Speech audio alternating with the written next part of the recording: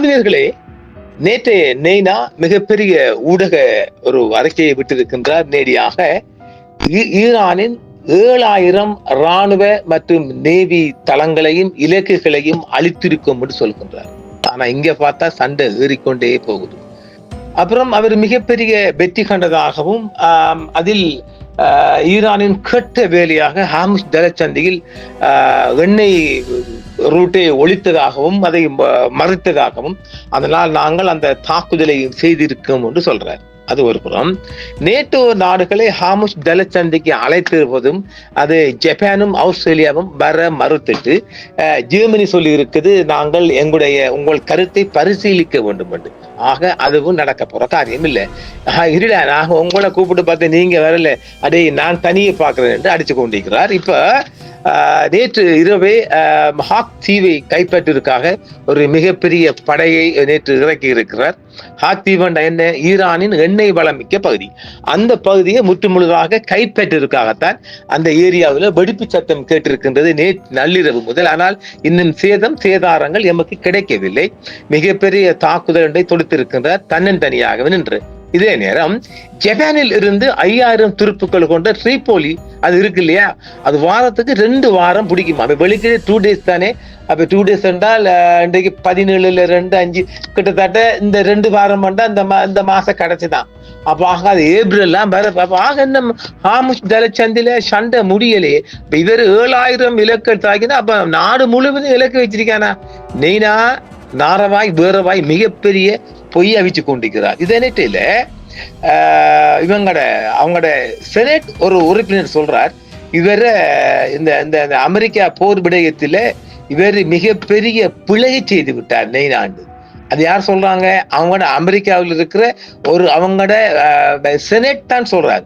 ஒரு செனட் சபை உறுப்பினர் சொல்றார், இவர் மிகவும் பின்னடைவுக்காகவும் இவர் மிகப்பெரிய தோல்வி கண்டதாகவுமே அவர் சொல்லுகின்றார். ஆக இந்த செய்தி குறித்தான் நேற்று முழுவதும் நள்ளிரவு முழுவதும் உலக பரப்பில் மிகப்பெரிய செய்தியாக இருக்கின்றது. மிகப்பெரிய தாக்குதலும் தொடுக்கப்பட்டிருக்கிறது. நெய்னா அழைக்கின்றார் நேட்டோவை, யாரும் அவருக்கு உதவி செய்ய வருவதில்லை என்றும், தான் எவ்வளவோ நாடுகளுக்கு நான் உதவி செய்தும் இந்த நேரத்தில் அமெரிக்காவுக்கு கை கொடுக்க யாருமே வரலை என்று அதாவது பொங்கி வெடிக்குது மனுஷன். ஜனநாயக கட்சி செனட்டர் கிறிஸ் மர்மி இது தொடர்பாக சொல்றாருன்னா, ஈரான் போர் தொடுத்த பின்னர் அமெரிக்கா இஸ்ரேலும் மத்திய கிழக்கு வேகமாக அதிகரித்து வரும் நெருக்கடிக்க தள்ளிவிட்டீங்க. அப்புறம் நீங்க மிகப்பெரிய ஒரு சிக்கலுக்குள்ள உலக மக்களை தள்ளிட்டு ஒரு உண்மையிலே ஒரு தரமான செய்தியை அவர் முன்வைத்துக்கிறார்டா. உலகத்திலே எல்லா மக்களையும் அப்படி செய்யலாம். ஒரு நல்லவனும் இருப்பார். நல்ல வார்த்தைகள் பொழியப்பட்டிருக்குது. மிகப்பெரிய ஒரு இஷ்யூ செய்தியாக உலக பரப்பில் அது வெளிவந்த வண்ணம் இருக்கின்றது. அதைத்தான் நாம் அந்த செய்திக்கு முன்னுரிமை கொடுத்திருக்கின்றோம். அவரு மிகப்பெரிய ஒரு விடயமா தான் பார்த்திருக்கிறார். கை நழுவி போய்விட்ட விடயமாகவும் மிகப்பெரிய தவறை செய்துவிட்டு அவர் சொல்லுகின்றார். ஆக அந்த செய்திக்குள் உங்களை அழைத்து சொல்லுமா, வாங்க செய்திக்குள்ள என்ன இருக்குன்னு பார்ப்போம். ஈரான் போர். இஸ்ரேல் அமெரிக்காவிடம் ஏவுகணை இடைமறிப்பான்கள் குறைவாக ஏற்பட்டது என்றும் அது சொல்லப்படும். இந்த செய்தியில் என்ன விடயம் என்றால், இப்ப ஈரான் இஸ்ரேல் சொல்றாங்க, எங்கள்கிட்ட முற்றுமுழுதாக இந்த இடைமறிப்பாங்கள் ஆன்டி ஏவுகணை ஐட்டங்கள் எங்கிட்ட முடிஞ்சு போச்சு, இன்னும் கொஞ்சம் தான் தாக்கு பிடிப்போம் என்று அமெரிக்காவோட இஸ்ரேல் முறையிட்டு இருக்குது. இதே நேரம் இவருக்கிட்டையும் இல்லையே. இப்ப சாமி வரம் கொடுத்தா தெய்வத்துக்கிட்டையும் இல்லை, சாமிக்கிட்டையும் இல்லை. அப்ப 2 நாடும் தத்தளிக்க போகுது. இவன் பிடிச்சிட்டான், ஈரான் தாடி பிடிச்சிட்டான். 2 நாட்டிலையும் தான் பலூனை கொண்டு விட்டானுங்களே, லட்சக்கணக்கான பலூனு, கலரான பலூனு கேஸ் அடிச்சு கொண்டு விட்டா தட்டப்பட பார்த்திருப்பீங்க. அந்த இஷ்யூ செய்தி வந்திருக்க தெரியல.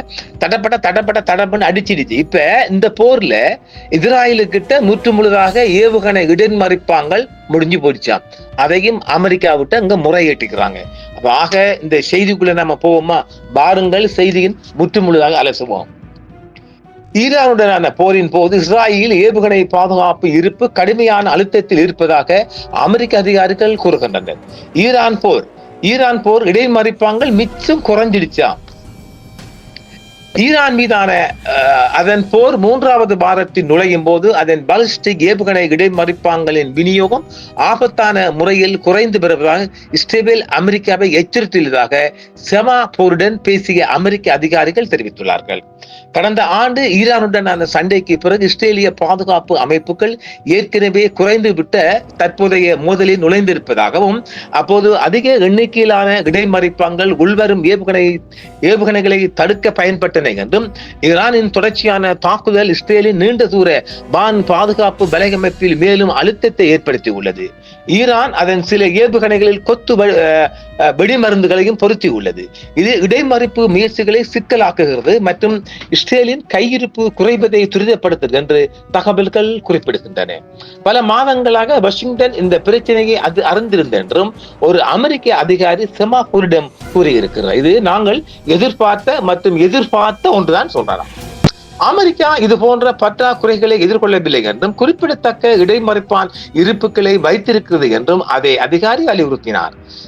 ஈரானுடனான நீடித்த போர் ஏவுகணை பாதுகாப்பு விநியோகங்களை விரைவாக குறைத்துவிடும் என்ற கவலை அதிகரித்து வரும் நிலையில் இந்த கருத்து வந்துள்ளது. வாஷிங்டன் இஸ்ரேலுக்கு கூடுதல் இடைமறிப்பான்களை மாற்றுமா என்பது இன்னும் தெளிவாக தெரியவில்லை என்றும் முந்தைய அமெரிக்க இராணுவ உதவி தொகுப்புகளில் ஏவுகணை பாதுகாப்பு அமைப்புகள் அடங்கும் என்று மேலும் எந்தவொரு கூடுதல் இடமாற்றங்களும் அமெரிக்க சரக்குகள் மீது அழுத்தத்தை ஏற்படுத்தக்கூடும் என்றும் தெரிவிக்கப்படுகிறது. எங்கள் தளங்கள் மற்றும் பிராந்தியத்தில் உள்ள எங்கள் பணியாளர்கள் மற்றும் எங்கள் நலன்களை பாதுகாக்க எங்களுக்கு தேவையான அனைத்தும் எங்களிடம் உள்ளன என்று அமெரிக்க அதிகாரி கூறுகிறார். இஸ்ரேல் அவர்களின் பற்றாக்குறையை நிவர்த்தி செய்ய தீர்வுகளை கொண்டு வருகிறது என்றும் அவர் கூறுகிறார். அமெரிக்க ஜனாதிபதி டொனால்ட் ட்ரம்ப் சமீபத்தில் அமெரிக்காவிடம் கிட்டத்தட்ட வரம்பற்ற வெடிமருந்துகள் விநியோகம் இருப்பதாக கூறினார். அந்த கூற்றை சுவாதீனமாக நாங்கள் சரிபார்க்க முடியவில்லை என்றார். அது நரவாய் வரவாய். கடந்த ஜூன் மாதம் ஈரானுடனான 12 நாள் மோதலின் போது அமெரிக்கா 150க்கும் மேம்பட்ட தாட் இடைமறிப்பான்களை ஏவியது என்று மூலோபாய மற்றும் சர்வதேச ஆய்வுகள் மையம் தெரிவித்துள்ளது. அந்த நேரத்தில் அமெரிக்க சரக்குகளில் தோராயமாக 1/4 பங்கு தற்போதைய போரின் தொடக்க நாட்களில் வாஷிங்டன் சுமார் 2.4 பில்லியன் அமெரிக்க டாலர் மதிப்புள்ள பேட்ரியாட் இடைமறிப்பான்களையும் செலவிட்டதாக சொல்லப்படுகிறது. இதேவேளை 5000 துருப்புக்களை கொன்ற அமெரிக்க கடற்படையின் மற்றும் மாலுமிகள் மத்திய கிழக்கு நாடுகளுக்கு அனுப்பப்பட்டுள்ளார்கள். அது யாரு? ட்ரிபோலி. ஜப்பானில் இருந்து வருகின்ற ட்ரிபோலி வாரத்துக்கு இன்னும் 2 வாரம் எடுக்கும் சொல்றாங்க. மத்திய கிழக்கு நாடுகளுக்கு மேலும் 5000 அமெரிக்க கடற்படையினர் மற்றும் மாலுமிகள் அனுப்பப்படுவதாக பெயரிடப்படாத அமெரிக்க அதிகாரிகளை மேற்கோள் காட்டி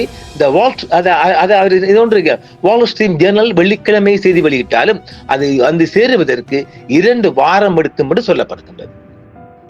அதன் பிரத்யேக வலைத்தளத்தின்படி இந்த பிரிவில் F-35B லைட்னிங் 2 ஜெட் விமானங்கள் மற்றும் MB-22B ஆஸ்திரேலியர்கள் உள்ளன என்றும் சொல்லப்படுகின்றது. ஜப்பானை தளமாக கொண்ட USS ட்ரிபோலி இப்போது மத்திய கிழக்கு நோக்கி வந்து கொண்டிருக்கின்றது. அந்த பயணம் பொதுவாக 2 வாரம் எடுக்கும் என்று சொல்லப்படுகிறது. ஈரானில் அமெரிக்கா மற்றும் இஸ்ரேலிய தாக்குதலால் அளிக்கப்பட்ட பாரம்பரிய தளங்கள் என்று இஸ்பஹான் முதல் தெஹ்ரான் வரை கொராமாத் வரை இஸ்ரேலிய மற்றும் அமெரிக்க தாக்குதல்கள் அடையாளங்களை சேதப்படுத்தி உள்ளன என்றும் அவற்றில் சில யுனெஸ்கோவால் பொறிக்கப்பட்டவை என்றும் சொல்லப்படுகின்றது. இது குறித்து ஈரான் சர்வதேச அமைப்புகளிடம் முறையீடு செய்வதாகவும் தெரிவிக்கப்பட்டிருக்கிறது. சரி, ஈரான் மீதான போரின் மீதான கட்டுப்பாட்டை ட்ரம்ப் இழந்து விட்டார் என்று அமெரிக்க செனட் கூறுகிறார். ஈரான் போர் அதிகரிப்பு பிராந்தியத்தை பற்றியும் தெஹ்ரானின் பதிலடி கொடுக்கும் திறனையும் ட்ரம்ப் மோசமாக தவறாக மதிப்பிட்டுள்ளார் என்பதை காட்டுகிறது என்று ஜனநாயக செனட்டர் கிறிஸ் மர்பி கூறியிருக்கிறார். ஈரான் மீது போர் தொடுத்த பின்னர் அமெரிக்காவும் இஸ்ரேலும் மத்திய கிழக்கை வேகமாக அதிகரித்து வரும் நெருக்கடிக்குள் தள்ளிவிட்டதாக அமெரிக்காவின் மூத்த சீனியர் செனட்டர் ஒருவர் எச்சரிக்கை விடுத்துள்ளார். ஜனாதிபதி டொனால்ட் ட்ரம்ப் மோதலின் கட்டுப்பாட்டை இழந்து விட்டார் என்றும் நேற்று மாலை வெளியிடப்பட்ட செய்தியில் தெரிவித்திருக்கின்றார். இந்த போரின் கட்டுப்பாட்டை ட்ரம்ப் இழந்து விட்டார் என்பது இப்போது தெளிவாக தெரிகிறது. ஈரானின் பதிலடி கொடுக்கும் திறனை அவர் மோசமாக மதிப்பிட்டு விட்டார் என்றும் பிராந்தியத்தில் தீப்பிடித்து எரிகிறது என்றும் அவர் சொல்லுகின்றார். முதல் நெருக்கடி ஹார்முஸ் ஜலசந்தியில் மையமாக கொண்டுள்ளது என்றும் இது ஒரு குறுகிய கப்பல் பாதையாகும் என்றும் இதன் வழியாக உலகின் எண்ணெய் மற்றும் எரிவாயு விநியோகம் 20% அதிகமாக செல்கிறது என்றும் அவர் தெரிவித்திருக்கிறார். வாஷிங்டன் தெஹ்ரானின் பாதையை சீர்குலைக்கும் திறனை குறைத்து மதிப்பிட்டதாகவும் மர்பி எச்சரித்துள்ளார். ஈரான் மீது போரை தொடங்கிய பின்னர் அமெரிக்கா இஸ்ரேலும் மத்திய கிழக்கை வேகமாக அதிகரித்து வரும் நெருக்கடிக்குள் தள்ளிவிட்டதாக அமெரிக்க மூத்த செனட்டர் ஒருவர் நேற்று எச்சரித்த செய்தி உலக பரப்பில் சும்மா மளமளவென்று ஏறி இருக்கிறது. இந்த போரின் கட்டுப்பாட்டை ட்ரம்ப் இழந்து விட்டார் என்பது இப்போது எல்லோருக்கும் தெளிவாக தெரிகிறது. ஈரானின் பதிலடி உச்சம் தொடுகிறது என்றும் ஜலசந்தி முழுவதும் அது தீப்பிடிக்கும் ஒரு செயலாக மாறி வருவதாக அவர் தெரிவிக்கின்றார். முதல் நெருக்கடி ஹார்முஸ் ஜலசந்தியில் மையமாக கொண்டுள்ளது என்றும் இது ஒரு குறுகிய கப்பல் பாதையாகும் என்றும் அவர் சொல்லுகின்றார். ஈரான் ட்ரோன்கள், வேக படகுகள் மற்றும் கடல் கண்ணிபிடிகளை பயன்படுத்துவது நீர்வழியை பாதுகாப்பதை மிகவும் கடினமாக்குகிறது என்றும் செனட்டர் கூறுகிறார். அதாவது ஈரான் ஹார்முஸ் ஜலசந்தியை மூடாது என்று ட்ரம்ப் நம்பினார். அது அவர் செய்த மிகப்பெரிய தவறு. இப்போது எண்ணெய் விலைகள் உச்சம் தொட்டிருப்பதாகவும் மார்பி தெரிவித்துள்ளார். மேலும் ஆயுதங்கள் அகற்ற முடியாது, அவை மிக மிக அதிகமாக விரித்து மறைக்கப்பட என்றும் அவர் தெரிவிக்கின்றார். ஜலசந்தி வழியாக டேங்கர்களை அழைத்து செல்ல அமெரிக்க கடற்படை படகுகளை கடுமையான ஆபத்தில் ஆழ்த்தும் என்றும் மர்பி கூறுகிறார்.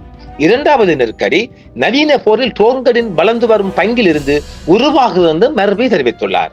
ஈரான் பல மலிவான ஆயுதம் ஏந்திய ட்ரோன்களை கொண்டிருப்பதால் பிராந்தியத்தில் உள்ள எண்ணெய் தளங்களை காலவரையின்றி தாக்க முடியும் என்றும் அவர் கருதுகிறார்.